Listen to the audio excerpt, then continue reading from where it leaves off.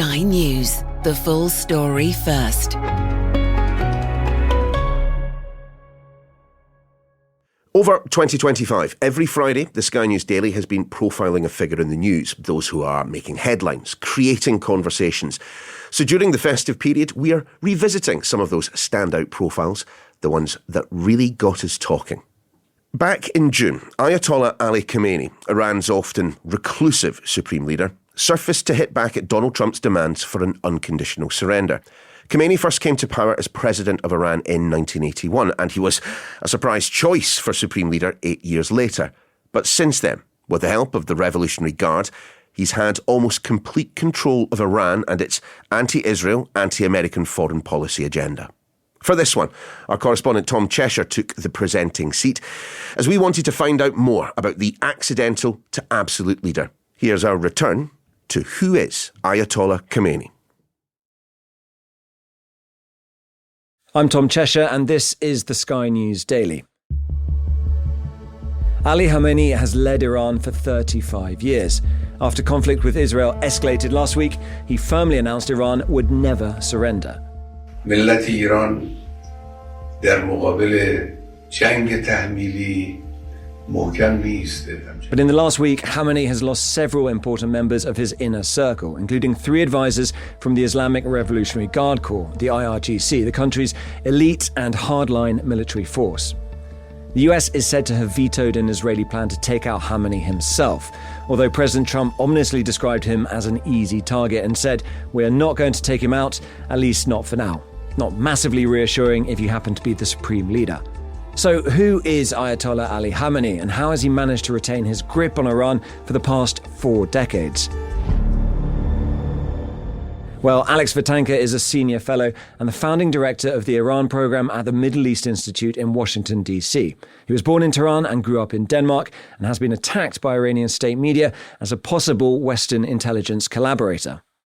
Alex, thank you for joining us. I mean, just before we get into the supreme leader himself, can you explain a bit about how Iran works in terms of its political system, how all those different bits, the leader, the clerics, the IRGC, how does that actually work in terms of governing society? So this Islamic Republic was born in 1979 as a result of a revolution that had many different factions in it.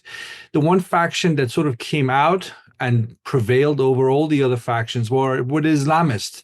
They were the most organized and frankly, they were the most willing to use force, essentially, to sort of put all the other opponents aside. And they have had 2 pillars in terms of how the system at the hands of the Islamists has run. One are the sort of clerics. You have the role of a supreme leader, has to be a religious person of a senior rank. And then you've had the Revolutionary Guards. These are men in uniform whose role to begin with was to protect the clerics, to make sure their domestic political opponents didn't get to them. The Revolutionary Guards over the last 46 years has seen that kind of a mandate expand from defending the clerics against domestic opponents to becoming this ideological arm of the regime and really going out there in the world and spreading Khamenei's worldview. And we've seen that in the region, certainly the last decade or so. And what is that Khamenei worldview? Very much a legacy of the Cold War. Khamenei is a product of the sort of Soviet propaganda when it comes to his views on the West. I mean, he still talks in terminology of imperialism. United States is hell-bent on, subjugating peoples around the world and steal their resources. That's been sort of his mantra for the last 36 years as supreme leader.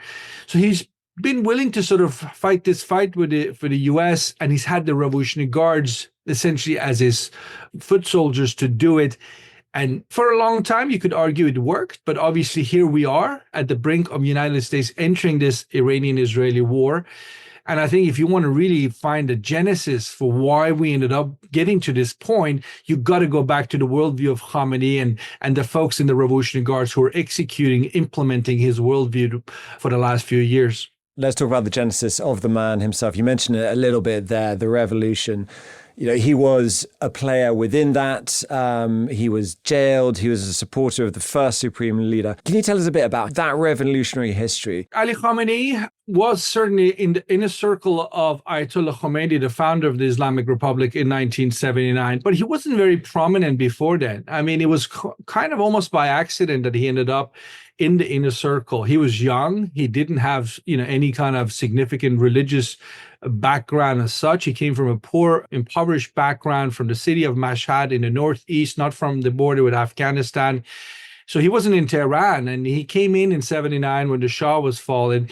And then being in that inner circle and having a number of personal traits helped him. One, he's a good speaker. He happens to be wearing a black turban, which signifies that at least he claims to be a descendant of Prophet Muhammad. He's first president from 1981 to 89. Then he takes over the role of supreme leader at the age of only 49. His sort of appointment as supreme leader was a major surprise to many. He was still young at 49. He was certainly not religiously qualified. In fact, they had to change the constitution because he wasn't an Ayatollah. He was a mid-ranking cleric. But you know what? The fact that he spent so much, both before the revolution and immediately after the revolution, being in the game, but not really having access to the hard power that he wanted, created this personal desire for him to prove everyone wrong, that he had something to bring to the table. So when he actually becomes supreme leader in 1989, he spends a few years maintaining a pretty low profile. He lets the other part of the regime take the center stage, that the sort of state machinery, the technocrats, the government, and so forth.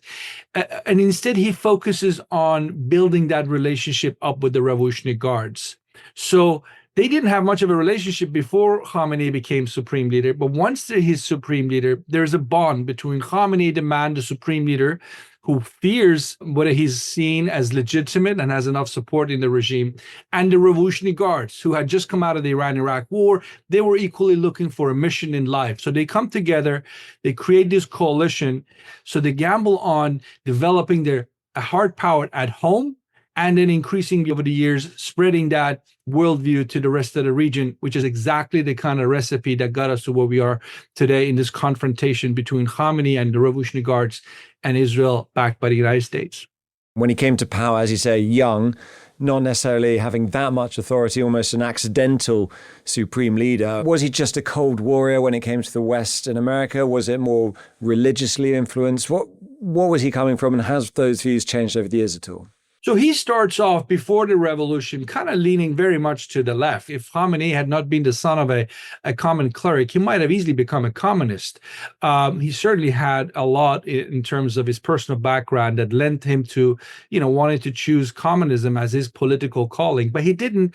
And in the first few years of the sort of post-Shah Iran, when he was president, as I said, from 81 to 89, he was more or less on the pragmatic side of the regime. He wasn't one of the craziest out there. I mean, there are a lot of examples of how, for example, he would speak against, some of the more excessive members of the regime. But that pragmatic side of Khamenei over the last 36 years when he was supreme leader kind of faded away. And he has become the one single obstacle for Iran reforming its foreign policy. He's the one single obstacle that prevented any kind of serious normalization between U.S. and Iran. Now, he would probably defend himself and say, we tried, we couldn't trust the Americans because the Americans always wanted to bring this Islamic Republic down. But I think his critics would say he didn't try hard enough. When you look at his sort of doctrine, this anti-Americanism, and certainly his position on Israel, and this idea that he was a leader not just of Iran, in fact, oftentimes you would sort of think he didn't care about Iran as a country. He saw himself as a leader of Muslims all around the world, hence picking up the issue of Palestine as an ideological cause that has always been very close to his heart. So for these reasons, he ended up taking Iranian foreign policy after the Iran-Iraq war in a very different direction that he could have gone, because there were folks in early 1990s who were saying, okay, now the revolution of 1979 has run its course. The country's devastated. The people are tired of us. What do we do? How do we change course? How do we normalize our foreign policy so our economy can benefit and so on? Khamenei, unfortunately, chose not to go there. He wouldn't let anybody touch the issue of the United States. That was his red line, because he feared that the United States ultimately wanted to bring him down. So for him, from his point of view, normalization meant a loss of his authority. Therefore, he was in the way and willing to pay the price in the sense of hurting Iranian nationals in the process. What about his views on Israel? After the assassination of Hassan Nasrallah, the leader of Hezbollah, he came out saying that Israel wouldn't exist for much longer. Not to begin with, he was much more focused on domestic issues in the early 80s. But we know as early as 1982, the Islamic Republic helps organize and create Hezbollah in Lebanon, later on the Palestinian Islamic Jihad. And so as Iran and the revolution settles down, the path that Khamenei chooses is one of supporting, in time, like-minded groups in the Arab world. I mean, in the last few years, we've been referring to them as the axis of resistance, whether Hezbollah in Lebanon or Houthis in Yemen. But if there's one architect behind that, in terms of the ideological vision, that was a job that the Revolutionary Guards did, famously behind the idea of a forward defense, that basically Iran should be out there in the region, create these proxies because they could act in defense of Iran. But it was Khamenei ideologically who was sort of supervising this and providing backing. So when you are someone, as Khamenei has pretended to be, an Islamic leader who aspires to create an Islamic civilization, as he says, but you happen to come from Iran, a non-Arab country, a Shia majority country, you have to sort of look for that common ground with the Arab majority in the Middle East and the Sunni majority in the Middle East. What do you look for? Well, I mean, the obvious one is Palestine. So you become the proponent of the Palestinian cause, even though Israel is 1,000 kilometers away and you have no historical animosity with the Israelis or the Jewish people. But that issue of Palestine and fighting Israel, in Khamenei's mind, is how you mobilize support for Iranian leadership in the Islamic world, in the Middle East and then beyond in the Islamic world. That has been his gamble, and he thought he could get away with it. And he has said repeatedly, it's going to be a multi-generational conflict. He has said repeatedly, I won't be there when Israel's defeated, but that is basically his worldview. And then the Israelis, after October 7th, decided that they weren't going to sit there and watch Khamenei and the Revolutionary Guards essentially continue that campaign against Israel. And they took the fight to him, first in Lebanon, Syria, and now to Iran itself. On nuclear weapons, what do you think his views are in private? Do you think there's been an evolution there? We have to remember the nuclear issue in Iran goes back to the late 1950s when the Shah was there. So it wasn't the Islamic Republic that sort of came up with the idea of Iran having a nuclear program. At some point, they decide on experimenting with weaponization, potentially, which the U.S. intelligence community collectively say they ceased to sort of experiment with back in 2003. As soon as U.S. went into Iraq, they kind of became scared. They were already an axis of evil. They dropped it, but they kept their nuclear program, but mostly as leverage. I've been covering Iran for 20 some years now. I have never seen proof that they were very close in recent years to weaponize. I suppose you could say the last week has proved that Iran has every reason for wanting a nuclear deterrent, even if you say there hasn't been evidence of that. But no one's attacking North Korea, are they? Or compare it to Libya, where, Colonel Gaddafi gave up his weapons and ended up dead in a ditch. A lot of people in Iran, whoever the leader is, however hardline or reformist, will say, well, look, this proves why we need an independent deterrent. Look, we could have had a different situation if Khamenei had not adopted the language of Israel has to cease to exist, or the United States has to leave the region. So the belligerent language that Khamenei for so long subscribed to is the reason why the nuclear issue became so sensitive, right? Without that, we have to look at it in the context of the politics of this. That didn't help. And, over the years, I think he made some big mistakes. This whole banking on Russia and China to come and save Iran against the West, that turned out to be a mistaken gamble. Where is Russia today? Where is China today? Are they helping Iran? They've signed all sorts of agreements. I mean, they're supposed to be in alliances in Shanghai Cooperation Organization and BRICS and so on. But when it comes to it, Iran is strategically alone. A few years ago, the Iranians decided to supply the Russians with drones and missiles at a time when they could have decided, actually, we shouldn't do that. That will irritate the Europeans. We need the Europeans to remain sympathetic to Iran on the nuclear issue. They did the opposite. The European leaders have to deal with the nature of the Islamic Republic. They look at it not in terms of this conflict today. They look at it the totality of the Islamic Republic, what it's done to its own people, to the region for the last 46 years. And that's why the leadership really is not getting much sympathy from those countries that might have been able to shape Israel's calculations. I mean, the US allegedly, according to reports, vetoed an Israeli plan to assassinate him. It seems well within their capabilities given what has happened so far. And actually, Donald Trump saying we know where he is. How much of a crisis would it be if he were assassinated, whether by Israel or the US? Very few people in Iran will miss him. In fact, if the death of Ali Khamenei is going to be the one factor you need to bring this war to a quick end, I bet you a vast majority, 90+% in Iran would say, let's do it, because the nation needs to survive. I don't know if we can assume that the death of Khamenei necessarily is going to make things much worse. If Israel, United States, the Iranian opposition that's waiting on the sidelines to go in, if they can give that bulk of the Iranian regime, including forces that are serving the Revolutionary Guards, a way out, they would probably take that, I assume, as opposed to dying or seeking martyrdom just because Khamenei has been eliminated. Khamenei's 86 years old. He probably thinks martyrdom is the best thing that could happen to him at this point. That will be his historic legacy. Regime change is something that has been talked about, including by, Israeli politicians too. Khamenei aside, his life, his well-being. But if there is an attempt at regime change, is that when things become more dangerous? So, Tom, the quick answer to that is nobody knows. So the proponents of regime change will say it's a hated regime. As soon as you get rid of it, something much better will replace it.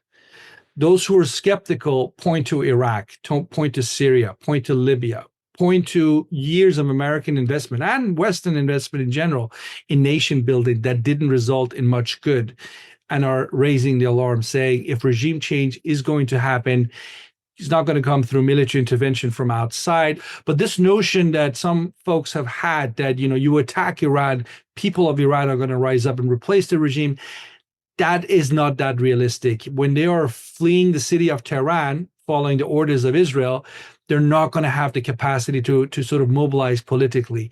We have lots of scenarios to look at. Syria, Libya, Iraq, so many failed states that have emerged in the Middle East over the last couple of decades. Iran could be just another example of that, or it could prove the trend wrong. It could actually turn into a transition that goes from religious dictatorship to something much better without bloodshed, but it requires planning. And that's my concern.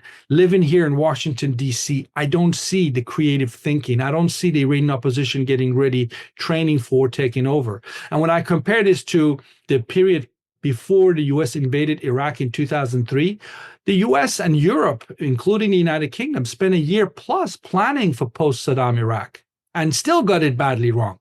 And here we are looking at Iran, the country that's 3 times the size of Iraq, twice the population of Iraq, much more complicated in many ways.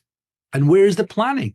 From the European perspective, because, they're working for a diplomatic solution for this conflict to come to an end. If that is the case, and Iran goes on as it is under Khamenei's leadership and the current regime, more or less, when he eventually dies, who do you think his successor will be? And how do you think that will shape or reshape Iran over the years to come? It's really difficult to say what would happen, because we have to remember this Islamic Republic and this whole idea of a supreme leadership, these are man-made concepts. There's nothing in the Quran or in religious Islamic text that creates justification for a role called supreme leader. It was created in 1979. Only 2 men have had the position. And there's been a healthy debate inside of Iran in recent years questioning the use of a supreme leadership. It's essentially, it has so much power vested in one man that it amounts to a dictatorship. Departure of Khamenei, regardless of how it happens, departure of Khamenei is an opportunity for Iran as a country to sort of have a hard conversation and say, you know what? The name of the country is Islamic Republic. The Islamic part, in the shape of Supreme Leader Ali Khamenei and Khomeini before him, for half a century dominated the system. And look where they brought us to. They haven't done much good for the Iranian people. Maybe we should drop the Islamic part. Maybe we should turn religion into something that individuals who want to practice the religion can do so in the private space. But in terms of politics of the future, let's focus on the Republican part and take it from there. Now, I'm not sitting here and advocating for a Republican system. I'm saying that's one option. There are folks who have nostalgia for Iran before 1979. They think they can lead the nation into something much better going forward. They surely should have their voices heard, but there's a question mark whether they can get a majority of Iranians to back them up. But I think the notion that you have diaspora leadership right now waiting to go into Tehran and take over without any involvement of folks who have been serving in the regime, who might defect in the future, that seems unrealistic. I think the best scenario you can imagine are members of this regime, including folks who have been serving in the Revolutionary Guards, but who have come to conclude this regime's run its course, teaming up with a very capable and energetic Iranian diaspora opposition. And together they can maybe steer the nation forward. And again, that would be the best scenario, particularly for Europeans. I mean, imagine an Iran in chaos. Just imagine the potential flow of refugees. And Iran gone, that means you will have anarchy. So there's a lot at stake here, not just for the Iranian people, not just for the immediate Middle East, but also countries further away in Europe. Alex, thank you so much for sharing your expertise. It's been great to talk to you. Thanks very much for listening. You can find all our Friday profiles just by scrolling back in your podcast app. They're also over on the Sky News YouTube channel if you fancy an extended video version of the episode. Stay warm, stay well. The Daily's back in the new year.